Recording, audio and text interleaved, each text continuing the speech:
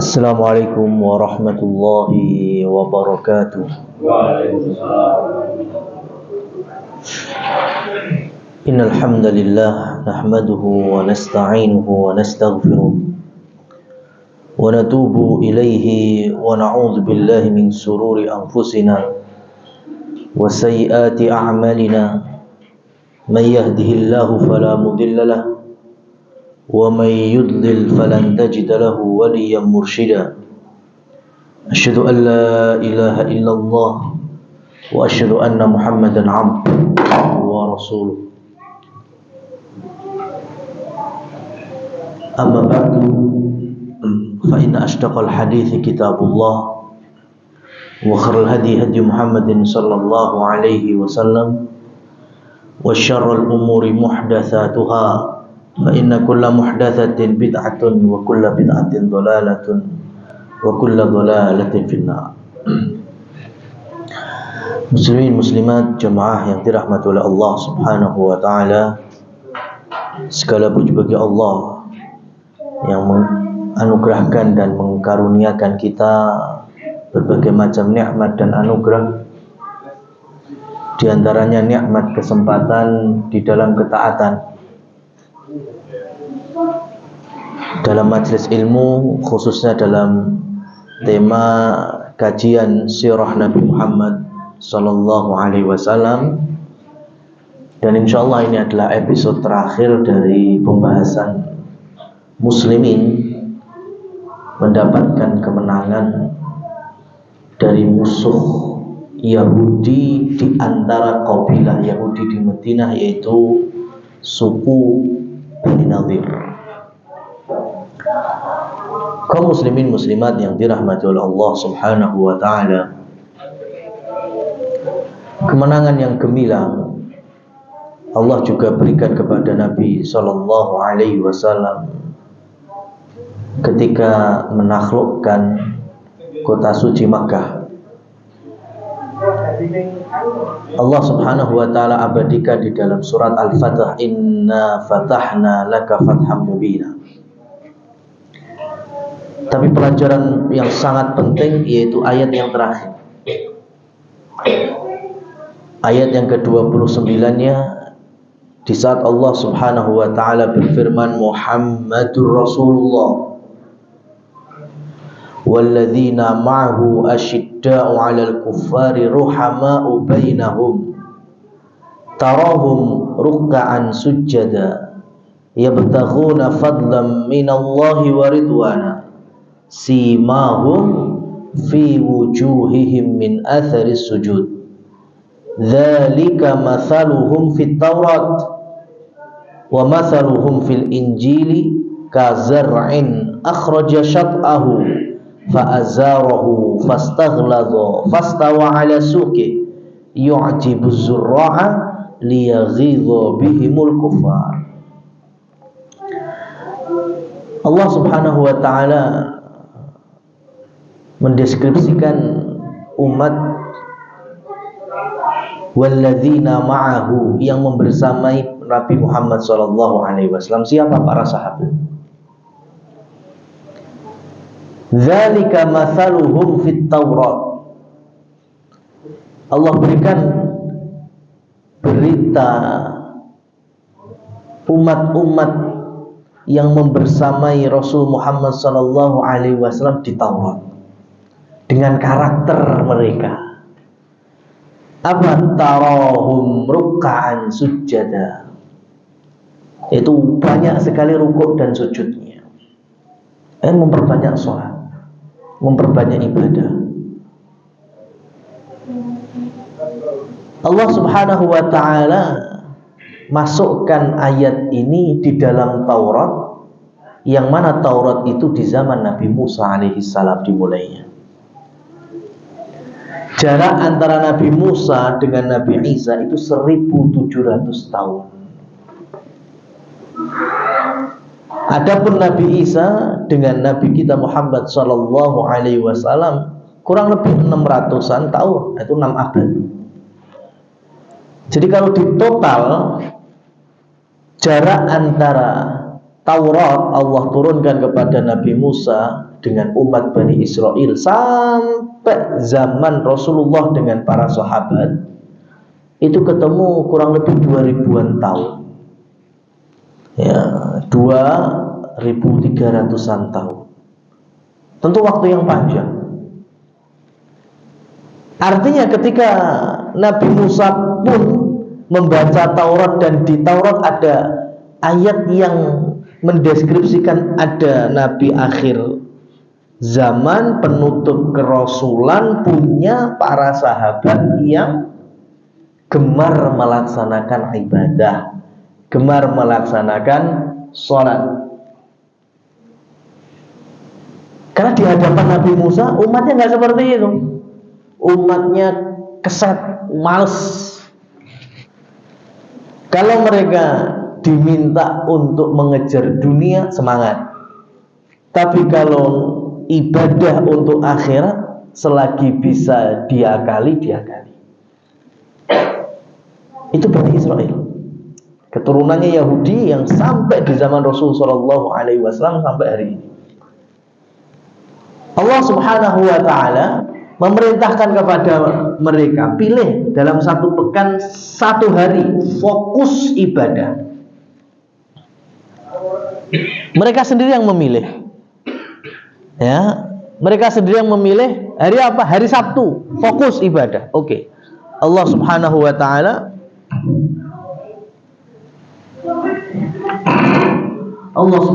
ta'ala minta hari Sabtu fokus ibadah. Tapi apa yang terjadi? Buat mancing. Ya, ujung-ujungnya mereka ibadah tapi pikirannya dunia. Ikannya dapat atau tidak. Ya. Sehingga Allah Subhanahu wa ta'ala bantah, kelak akan ada umat yang ibadahnya mempeng. Dan sebaliknya, dzalika masaluhum fil Injil. Allah Subhanahu wa ta'ala juga berikan permisalan para sahabat itu di dalam kitab Injil di masa Nabi Isa alaihissalam. Di saat masyarakat Nasara mereka semangat ibadah tapi melalaikan urusan dunia, bahkan maslahat dunia. Lihat bagaimana sahabat semangat sekali, digambarkan tanaman yang benihnya disebar oleh para petani, dipelihara, dikasih pupuk, air dan lain seterusnya, sampai ujung-ujungnya besar, berkembang, berbuah, panen, yu'jibuz zurra', membahagiakan dan membuat senang orang yang menanamnya. Urusan dunia sebagai bantahan bahwa kita hidup di dunia ini bukan serta-merta ibadah dalam bentuk ibadah dzatiyah mahdhah, bukan. Tetapi terkadang kita juga bisa meniatkan ibadah dalam urusan-urusan dunia. Petani ketika menanam, bekerja, dia bisa meniatkan untuk menafkahi keluarga, bertakwa kepada Allah, mengimani bahwa semuanya ini datang dari Allah Subhanahu wa ta'ala, zat yang mengatur alam semesta, membagi rezeki. Tanahnya sama, ya, sebelah kanan ditanduri tomat, sebelah kiri ditanduri cabai.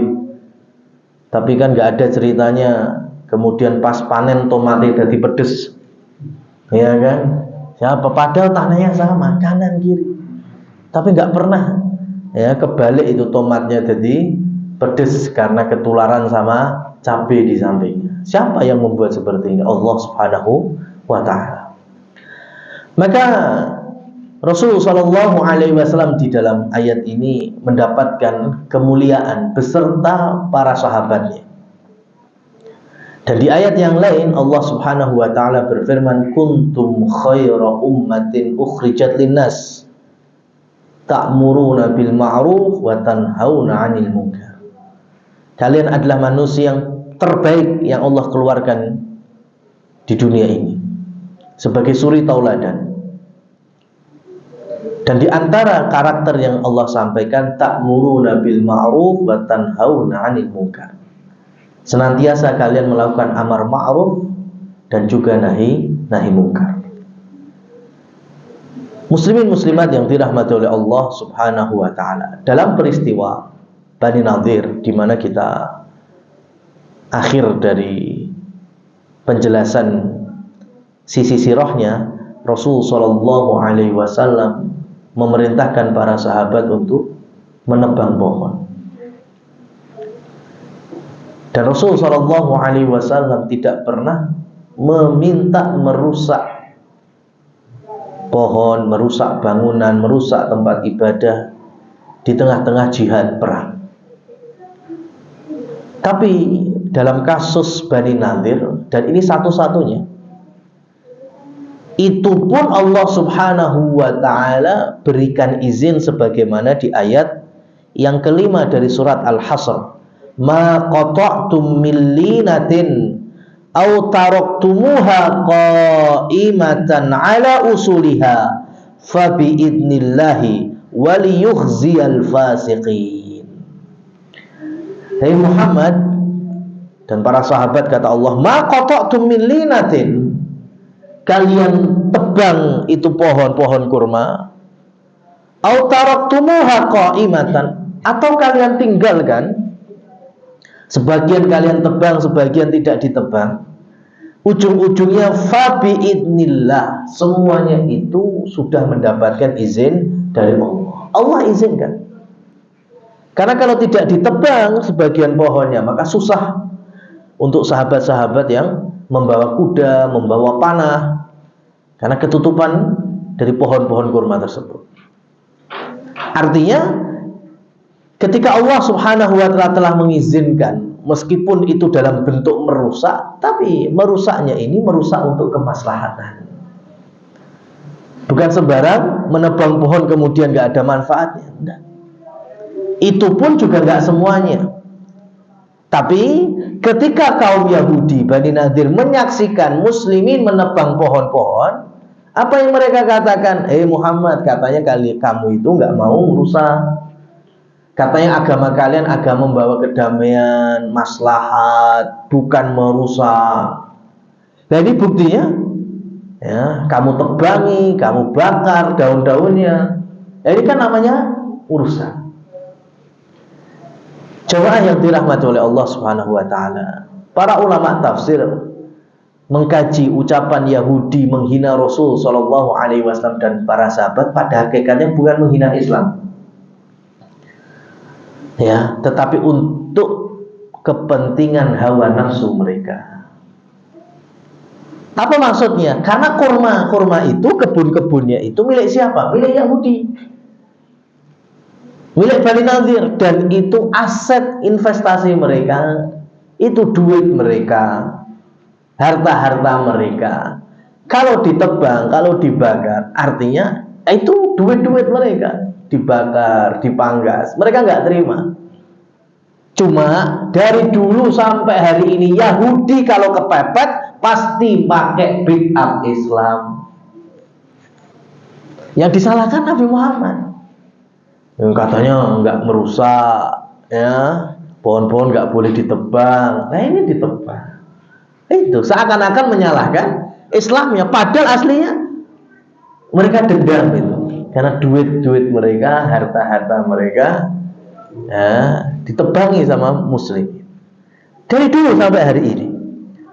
Ya, Yahudi kalau sudah kepepet, mereka pasti akan mencari backupan dari Islam, seakan-akan Islam yang menjadi cikal bakal kerusuhan, latar belakang peperangan, dan lain seterusnya, ya. Jadi jangan kaget kalau hari ini semua, ya, fitnah-fitnah yang muncul akhir zaman, diantaranya penindasan dan penjajahan dari Zionis Yahudi yang ada di Palestina, sama media-media yang menyebarkan, apalagi yang versi dari mereka, itu nggak bisa kita percaya 100%, karena bikinan mereka sendiri, ya.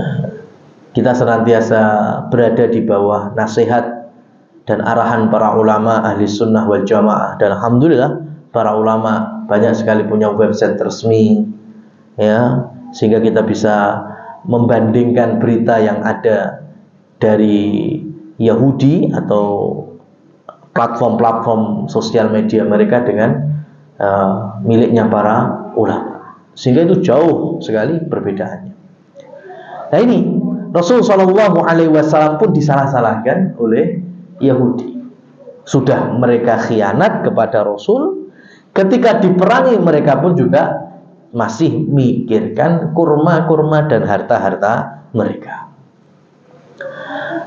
Maka 6 hari pendapat yang paling kuat Rasulullah Shallallahu Alaihi Wasallam mengepung, ya, dan kepemimpinan saat itu diberikan kepada menantu beliau yaitu Ali bin Abi Thalib. Ya, kalau tahun hijriyahnya kan ini tahun keempat.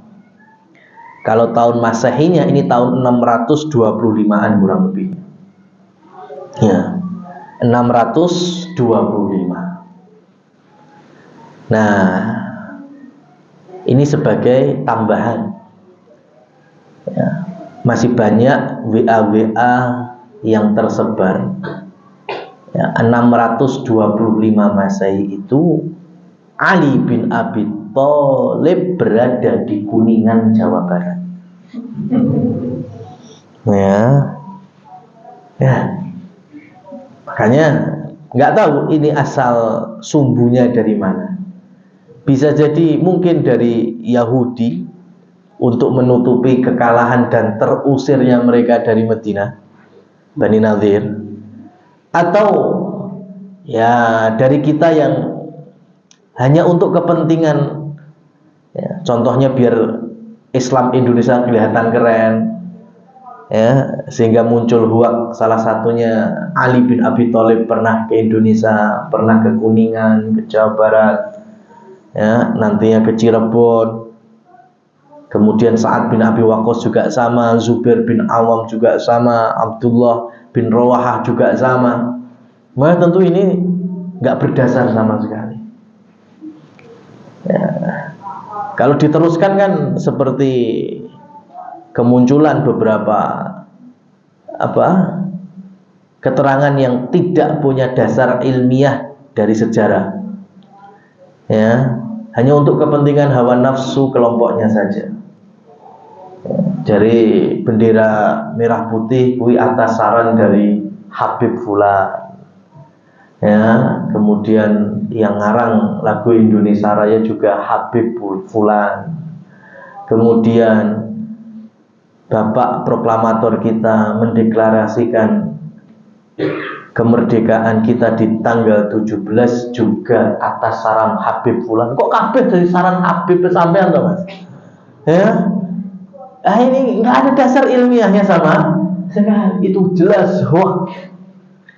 Ya. Dan ini meresahkan sekali karena nggak ada data secara historis yang menguatkan, sehingga betul-betul getok tular, mulut ke mulut. Nah, ini kalau orang yang terlalu fanatik dengan kelompok tertentu, akhirnya bisa dibesar-besarkan, sehingga ketika diluruskan dikira kita tidak suka, tidak cinta sesama kaum muslimin, tidak menjaga ukhuwah. Tapi gimana lagi? Kita tetap nggak terima lah. Tahun 625 Ali bin Abi Thalib di Kuningan, dan nggak mungkin sekali beliau sedang dipasrai sebagai pemegang bendera tahun 4 Hijriah, yaitu Bani Nadir, dan tahun berikutnya itu perang Ahzab atau perang Khandaq.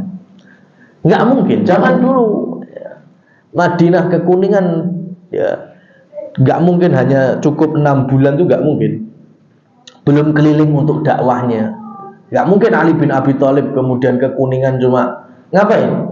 Ya, mau belajar batik gitu dong kan, ya nggak mungkin. Ya, pasti ada sisi dakwahnya. Nah, ma'asyiral muslimin wal muslimat yang dirahmati Allah Subhanahu wa taala. Ada riwayat dari Anas bin Malik ketika beliau ngitung selama 6 bulan kurang lebihnya, 6 bulan itu menyaksikan Rasulullah Shallallahu Alaihi Wasallam setiap subuh.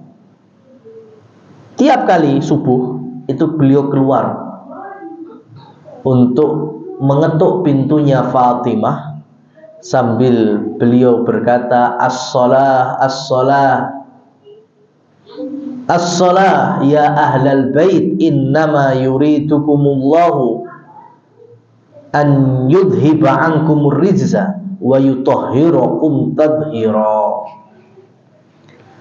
Jadi Rasul Shallallahu Alaihi Wasallam keluar dari kamar-kamar istri beliau, ya, jadi samping Masjid Nabawi itu ada kamar-kamar istri, di belakangnya antara kamar Aisyah dengan Hafsah itu ada rumah juga, itulah kediaman Fatimah radhiyallahu anha. Jadi setiap subuh Rasul keluar, kemudian ke belakang ngetuk pintunya rumahnya Fatimah, sambil beliau berkata, subuhan, subuhan, sholat, sholat. Sesungguhnya Allah menginginkan bagi kalian, wahai ahli baitku, untuk membersihkan kalian dari godaan-godaan setan, dari kotoran-kotoran setan, dan mensucikan kalian sebersih-bersihnya.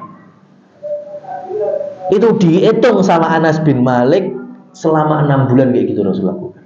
Setiap subuh bangunin siapa? Fatimah. Yang otomatis karena itu rumahnya Fatimah, Fatimah dalam kondisi sudah berkeluarga, sudah punya suami. Siapa? Ya Ali bin Abi Thalib. Pernah gak kita bayangin sekelas Fatimah telat subuhan gitu? Kan gak mungkin kita bayangin seperti itu. Ali bin Abi Thalib terus males-malesan subuhan, gak mungkin. Itu saja Rasul masih bangunin. Ya, Fatimah putrinya sendiri menjadi salah satu dari 4 wanita terbaik di surga. Selain Khadijah, selain Asia istri Fir'aun, selain Maryam ibunya Nabi Isa, maka ada Fatimah putri Nabi Muhammad Sallallahu Alaihi Wasallam. Punya suami Ali bin Abi Thalib, bagian dari Khulafaur Rasyidin, Al-Khalifatur Rasyid yang keempat. Dan Rasul juga pernah menyampaikan namanya disebut sebagai ahli surga. Dua-duanya ahli surga. Subuh masih dibangunin sama Nabi Sallallahu Alaihi Wasallam. Ya, ini menunjukkan bahwa dalam tadi tawasau atau amar ma'ruf nahi mungkar, saling menasihati dalam ketakwaan, itu nggak terputus sampai kapanpun, termasuk orang tua ke anak. Ya, jangan dikira ketika anak sudah dewasa, bahkan sudah berumah tangga, ya, kemudian selaku orang tua atau mertua nggak punya kewajiban di dalam mendidik. Tetap berjalan terus itu. Sekarang siapa yang lebih baik dari Rasul Shallallahu Alaihi Wasallam? Nggak ada dari kalangan manusia ini.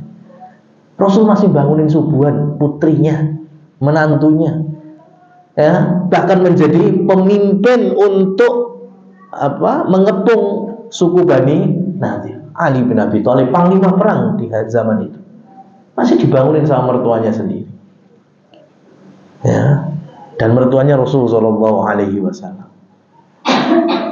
La an yu'addiba ar-rajulu waladahu khairun min an yatasaddaq bisa'in. Imam At-Tirmidzi rahimahullah di dalam sunannya menyebutkan salah satu nukilan dari hadis ini. Di antara kalian yang mengajarkan akhlak, adab, syariat, mengajarkan Islam kepada anak-anaknya, itu lebih baik daripada sering-sering sedekah satu sok. Satu sok itu ukuran kita keluar zakat fitrah itu. Itu satu sok. Ya, kita sering sedekah satu sok, itu masih lebih mulia kalau kita mengajarkan kebaikan kepada anak dan keturunan. Jadi hadis ini menurut Imam Tirmidzi, Imam Al-Munawi atau Al-Mubarakfuri, ya, dalam Syarah Tuhfatul Ahwadhi, penjelasan dari Sunan Tirmidzi, bukan untuk merendahkan sedekah, ya, bukan. Ya, bukan untuk merendahkan sedekah, tapi untuk memuliakan pahala besar dalam mendidik generasi. Ya. Bayangkan kata Imam Al-Munawi, karena mendidik generasi itu ibarat sedekah jariyah. Karena sedekah itu ada dua macam. Ada yang bisa jariyah seperti wakaf, tapi ada yang berhenti. Meskipun dapat pahala, contohnya kita nraktir temen, sedekah makanan, wa yut'imut ta'am, itu pahala sedekah. Tapi kan berhenti. Tapi kalau mengajarkan Islam kepada anak-anak, kemudian nantinya berkeluarga, lahir, ya, jadilah cucu bagi si kakek, diajarkan lagi, dilanjutkan lagi kebaikan itu terus sampai generasi di bawahnya, maka ini menjadi jariyah orang tua sebelumnya. Ya. Maka Rasul Shallallahu Alaihi Wasallam memberikan pelajaran. Ini orang-orang mulia, Ali bin Abi Thalib mulia. Belum riwayat Aisyah radhiyallahu anha, ya, menukilkan dari Hasan bin Ali, yaitu cucu Nabi. Allamani jaddi kalimat aquluhunna fil witri. Ya, aku diajarkan oleh kakekku. Siapa? Nabi Shallallahu Alaihi Wasallam. Kata Hasan. Ya, dan aku baca setiap aku sholat witir, Allahumma hdini fi man hadait, wa afini fi man afait, wa tawallani fi man tawallait. Kita kenal dengan doa apa ini? Kunut. Itu yang meriwayatkan Hasan bin Ali, cucu Nabi, yang lahirnya tahun 3 Hijriah. Kita lagi baca tahun 4 ini. Berarti setahun sebelumnya Hasan lahir. Nabi wafat tahun 11. Berarti Rasul wafat cucunya masih usia berapa? 8 atau 9 tahun mentoknya. Berarti kira-kira Rasul ajarkan di usia berapa ini? Antara 6 dan 7 tahun. Anak 6 tahun diajari kalimat yang kita kenal sampai hari ini dengan doa kunut itu. Dan gak mungkin Rasul ajarkan ke cucunya, wis pokoknya apalno ngono tok. Gak mungkin. Rasul pasti jelaskan kandungannya, fadilahnya, keutamaannya, kapan dipakainya. Kemudian jangan lupa untuk mendakwahkannya. Makanya sampai hari ini kita dapat itu doa kunut. Ya. Ini generasi yang Rasul Shallallahu Alaihi Wasallam, ya, memberikan contoh yang benar, yang tepat, bagaimana muslimin tidak hanya baik di generasinya, tapi juga terus baik, ya, untuk generasi selanjutnya. Ma'asyiral muslimin wal muslimat yang dirahmati oleh Allah Subhanahu wa taala. Maka ketika pohon-pohon kurma itu sudah ditebang, akhirnya wa qadhafa fi qulubihimur ru'b, ya, Allah berikan rasa yang sangat menakutkan ke dalam hati-hati kaum Yahudi. Yukhribuna buyutahum bi aidihim wa aidil mu'minin fa'tabiru ya ulil absar. Maka kalian saksikan bagaimana Yahudi itu akan merusak rumah-rumah mereka sendiri, kayu-kayunya, tembok-temboknya, ya, sampai di baris yang akhir mereka sudah nggak punya kekuatan lagi. Akhirnya mereka mau untuk meninggalkan, angkat kaki dari Madinah. Rasul Shallallahu Alaihi Wasallam pun kemudian mengusir mereka. Rasul sampaikan di hadapan mereka, silahkan, kita tidak akan perangi kalian kalau kalian hari ini juga angkat kaki. Semua barang-barang boleh kalian bawa sekuatnya unta. Wasak ini kalau kita belajar fikih zakat pertanian, zakat pertanian itu kan satu-satunya zakat yang tidak memakai haul, ya, nggak ada nunggu 1 tahun, itu nggak ada. Zakat pertanian itu yang penting sudah nisab dan lepas panen.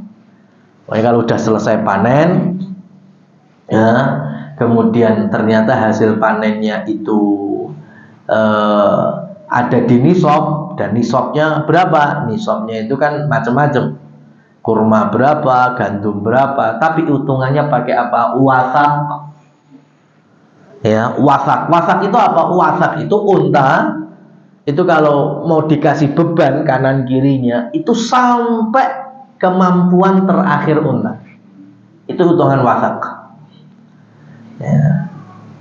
Makanya mamanya kalau zakat pertanian ada yang 5 wasak. Kalau di compare bisa kurang lebih ya 600-an kilo. Ya. Berarti satu wasaknya itu bisa lebih dari 1 kintal. Unta itu masih kuat untuk membawa beban lebih dari 1 wasak. Nah ini jamaah yang dirahmati Allah Subhanahu wa taala, Nabi SAW meminta mereka pokoknya boleh bawa barang apapun, yang penting semampunya unta.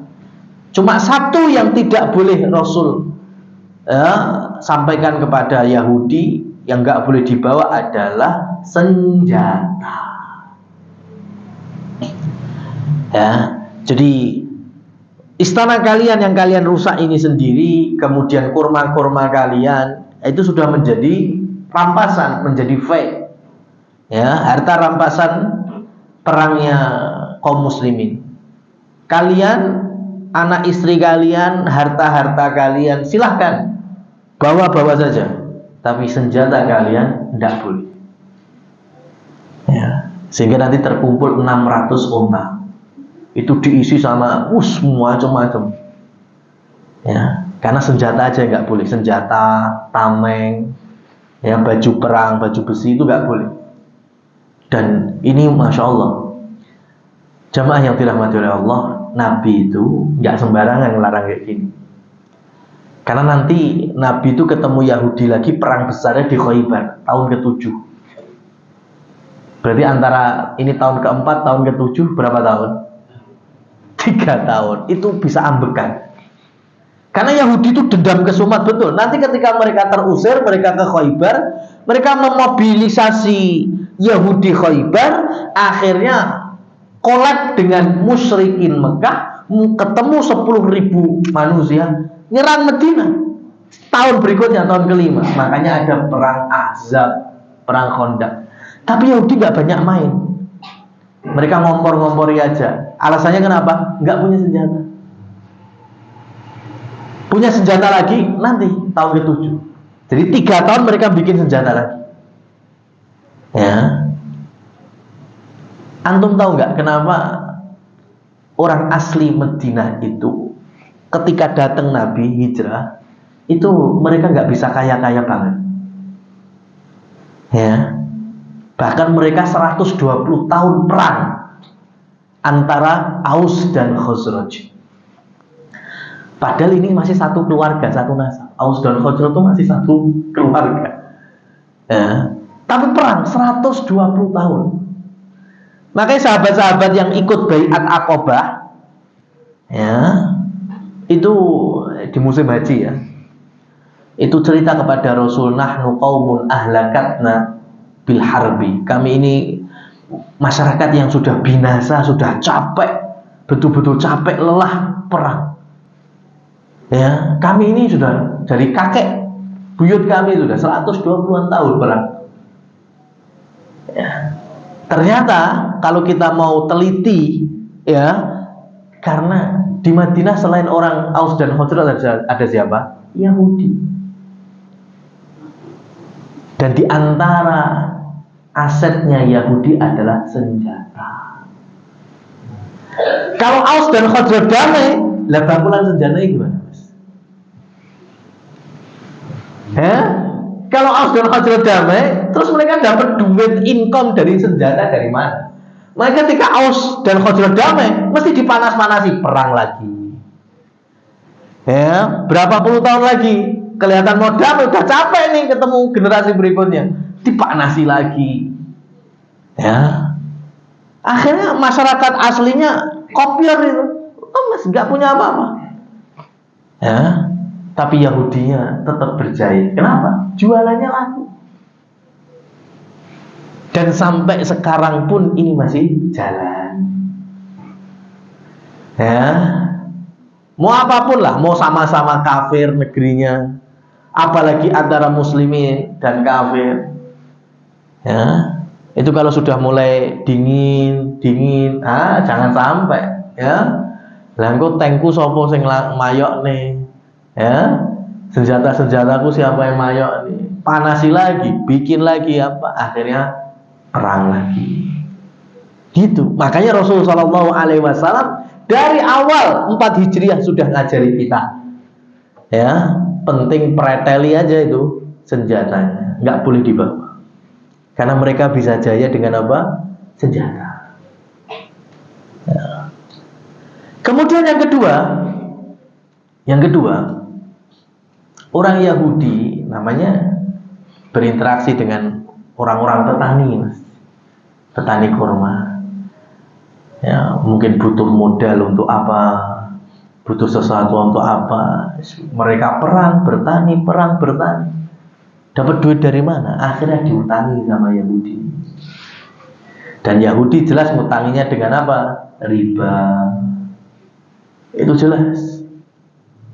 Makanya masyarakat Ansor belum bisa merasakan kemenangan dan kejayaan harta sebelum kemudian Rasulullah SAW datang. Ya karena gitu. Ya sudah perang, kemudian ngurus kebun pun kalau kurang harus utang ke Yahudi. Dan mesti mana ribanya itu. Dan kalau sudah mereka mau selesai, udah mau tuntas, itu mesti ditambahi lagi. Udah nanti kamu masih butuh lagi, utang lagi ya ini. Ora barbar. Dan sistem seperti ini masih berjalan sampai hari ini.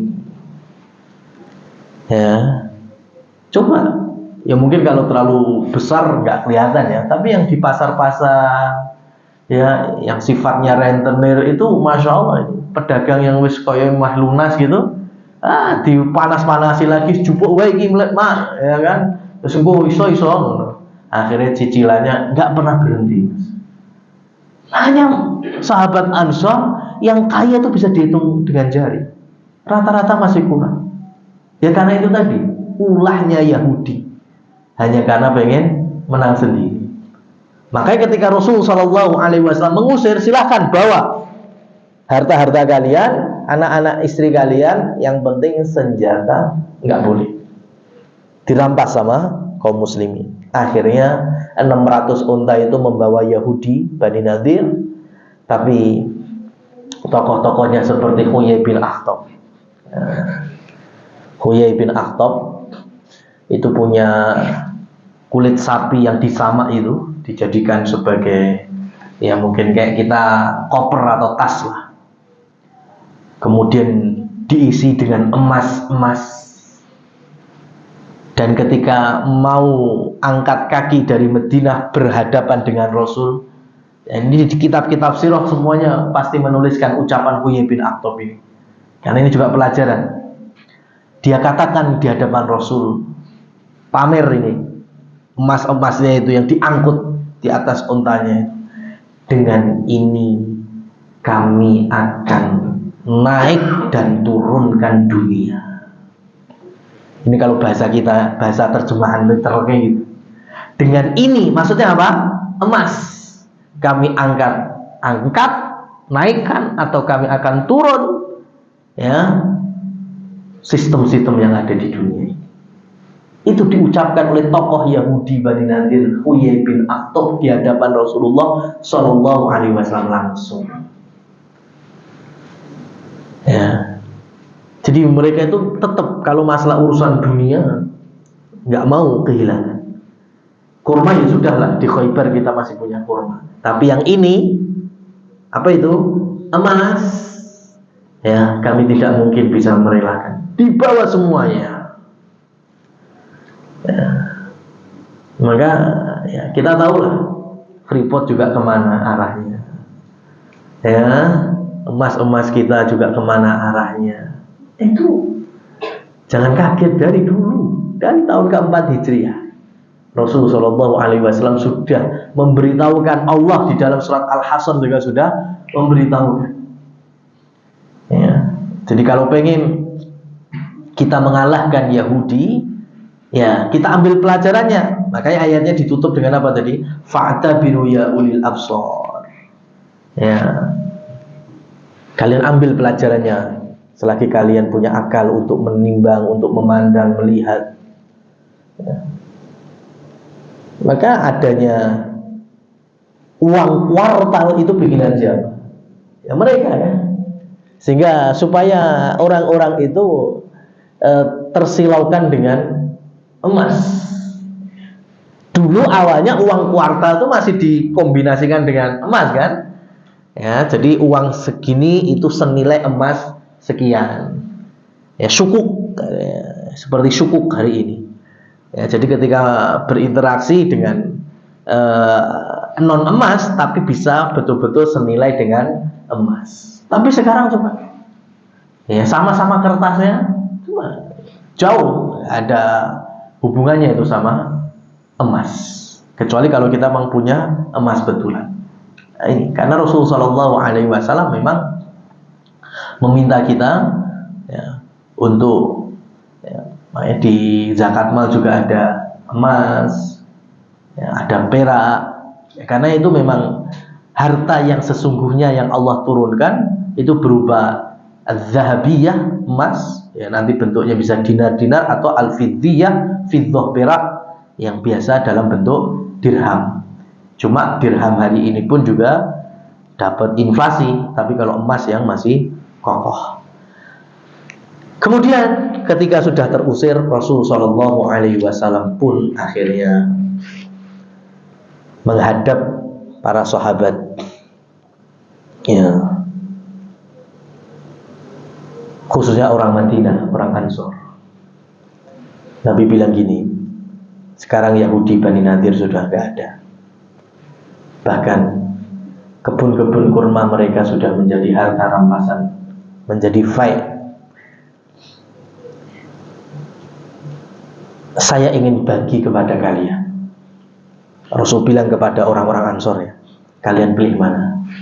Saya bagi rata, ya, kebun-kebun kurma ini dan senjata-senjata ini antara muhajirin dan Ansor. Muhajirin 50%, Ansor 50%. Tapi kalian warga Ansor itu masih punya tanggung jawab membantu saudara muhajirin. Kan dari awal kan gitu kan, Rasul persaudarakan supaya Ansor bisa memberikan bantuannya kepada saudara muhajirin, karena masih miskin-miskin muhajirin. Atau yang kedua, saya bagi tidak rata. Muhajirin lebih banyak dibanding kalian. Cuma satu, kalian tidak perlu donasi lagi ke muhajirin. Nggak perlu lagi bantu harta kepada muhajirin. Kenapa? Karena sudah cukup dari kebun kurma ini dan harta-harta, ya, yang ditinggalkan oleh Bani Nadir. Ini Allah abadikan di dalam ayat yang ke-9 surat Al-Hasr. Walladzina tabawwa'ud dara wal imana min qablihim yuhibbuna man hajara ilaihim wala yajiduna fi sudurihim hajatan mimma utu wa yu'thiruna ala anfusihim walau kana bihim khasasah wa man yuqa suhha nafsihi faulaika humul muflihun. Jadi ternyata jawabannya warga Madinah, warga Ansor, ya, karena mereka Allah berikan, ya, kebesaran rumah yaitu iman. Hati itu, hatinya orang Ansor itu sudah dipenuhi dengan iman, kata Allah. Ya, sekarang gini, kira-kira kalau kita punya rumah, antara kamar kita dengan rumah kita gede mana? Gede rumah kan? Kamar itu, ya, di antara ruangan yang ada di rumah tersebut lebih sempit. Ya, otomatis kalau kita hanya punya kamar, ya cuma segitu dong. Tapi kalau kita punya rumah, maka mungkin bisa diisi beberapa ruangan kamar. Hatinya kaum Ansor, hatinya kalau dibilang secara organ hati, jantung, ya kurang segitu-gitu aja. Tapi Allah berikan iman. Jadi iman itu yang melebihi kebesaran hati kaum Ansor. Ya. Jadi mereka bilang kepada Rasul dengan pilihan dua tadi, mereka ambil yang ketiga. Ya, mereka ambil yang ketiga. Ya Rasul, kami tidak butuh 50-50. Ya, engkau berikan kepada muhajirin semuanya boleh, tapi jangan larang kami untuk tetap membantu saudara kita muhajirin. Itu jawabannya. Jawaban orang yang hatinya dipenuhi iman. Ya, wala yajiduna fi syudurihim hajah mimma utu. Kaum Ansor bilang, kami nggak punya hajat, kami nggak punya kepentingan. Ya, punya kepentingan untuk ini sudah harta ini biar Rasul berikan kepada seluruh muhajirin, kami ridho. Tapi kami juga tetap ingin bantu saudara kita muhajirin. Masya Allah. Itu orang Ansor kayak gitu. Makanya nanti masih tersisa itu di zamannya Umar bin Khattab. Ya, orang-orang Ansor yang Masya Allah, muhajirin seperti juga Abdurrahman bin Auf. Ya. Sebelum wafatnya Umar, beliau menyisakan 6 orang dari 10 sahabat dijamin masuk surga. Itu diminta, kan tersisa 6 ya. Yang lainnya sudah pada wafat, yang 4-nya. Kata Umar, kalian pilih pemimpin setelahku, ya kalian rapat dewe wong 6 ini. Ya, sudah rapatlah orang 6 ini. Yang tersisa saat itu kan berarti kan Utsman, Ali. Jelas kan? Kemudian masih ada Abdurrahman bin Auf, Zubair bin Awam, Sa'ad bin Abi Waqqas, sama Thalhah. 6 orang ini. Ketika 6 orang rapat, Abdurrahman bin Auf bilang gini, "Udah, 5 aja yang rapat. Saya nggak butuh kursi kepemimpinan. Ya, sudah kalian rapat aja, saya nyaksikan aja. Ya, karena saya nggak punya kepentingan untuk itu. Tapi kalau kalian nanti dalam memimpin, kemudian butuh apapun, nah baru datang ke saya. Insya Allah tak bantu." Wah, itu. Ya, kita butuh sosok seperti Abdurrahman bin Auf ini. Ya, bukan sebaliknya ya. Menjejakkan 2 kaki di 2 kubu, gitu kan? Siji kayak gini, sing menang, aku kudu setor ning aku, enggak gitu. Tapi Abdurrahman bin Auf enggak. Saya enggak punya kepentingan apapun. Tapi kalau kalian butuh, apalagi harta, datang kepadaku, tak bantu. Karena kaya raya Abdurrahman bin Auf. Maka nanti pesan terakhirnya Umar bin Khattab, kalau kalian nanti musyawarah bingung, sopo penggantiku? Umpamanya Ali nunjuk Utsman, Utsman juga nunjuk Ali. Ya, Ali nunjuk Sa'ad bin Abi Waqqas, Sa'ad bin Abi Waqqas nunjuk Utsman. Wah, sopo terus ini? Sudah, gampangnya gini. Abdurrahman bin Auf ada di sisi mana? Di situ wis. Yang jadi penggantiku. Ternyata Abdurrahman bin Auf ada setuju di Utsman, maka Utsman akhirnya menjadi khalifah setelah Umar bin Khattab. Gak ada kepentingan apapun dari dunia ini. Itu contoh para sahabat. Walau kana bihim khasasah, meskipun mereka juga butuh. Itu. Meskipun juga butuh. Maka Abu Thalhah, ya, ketika turun ayat lan tanalul birra hatta tunfiqu mimma tuhibbun, tidak akan pernah menjadi orang mukmin yang baik selagi belum menginfakkan harta yang paling dicintai. Bukan harta sisanya loh ya. Harta paling dicintainya. Wah, itu langsung nemui Rasul, saya punya kebun kurma, sumurnya paling jernih, airnya paling tawar, saya sudah serahkan kepada Rasul. Saat itu juga dikenal dengan wakaf Bairuha atau Bi'ruha. Ya, Abu Thalhah, orang Ansor. Ya, makanya kebaikan itu, ya, kebaikan itu dalam bahasa Arab itu disebut dengan birrun, dan satu akar kata dengan barrun. Barrun itu daratan, Mas. Birrun kebaikan. Contoh yang paling familiar adalah bakti kita kepada orang tua, sebutannya apa? Birrul walidain. Birrun sama barrun itu sama. Apa hubungannya kebaikan sama daratan? Kalau kita mau kreatif di dalam melakukan kebaikan, itu sebetulnya kebaikan itu jenisnya itu seluas dan selebar daratan. Daratan itu luas sekali. Maka nggak ada alasan kita nggak bisa berbuat baik, itu nggak ada. Ya, apalagi kepada orang tua, birrul walidain, itu mau jenis apapun, sekreatif kita mesti nemu. Ya, kebaikan itu nggak cuma namanya sedekah atau infak atau enggak, masih banyak lagi. Bertutur kata yang baik itu juga kebaikan, lemah lembut kebaikan, menasehati kebaikan, banyak. Jadi birrun itu seluas dengan apa? Barrun. Kebaikan itu seluas daratan. Nah, masyarakat Ansor mereka memiliki amalan yang disebut dengan wa yu'thiruna ala anfusihim. Mereka melakukan itsar. Itsar itu mengutamakan saudaranya dibandingkan dirinya sendiri.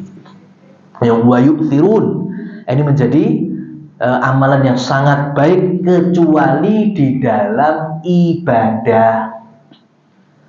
Ya, di dalam ibadah contohnya ketika shaf awal masih kosong, itu nggak bisa pakai itsar. Kata Imam Nawawi, itsar dalam hal ini makruh. Ya, jadi ada shaf 1 kosong kemudian pakai kultur Jawa, monggo mas, jenengan, monggo, itu malah nggak bagus. Ya, mengutamakan orang lain padahal kita bisa.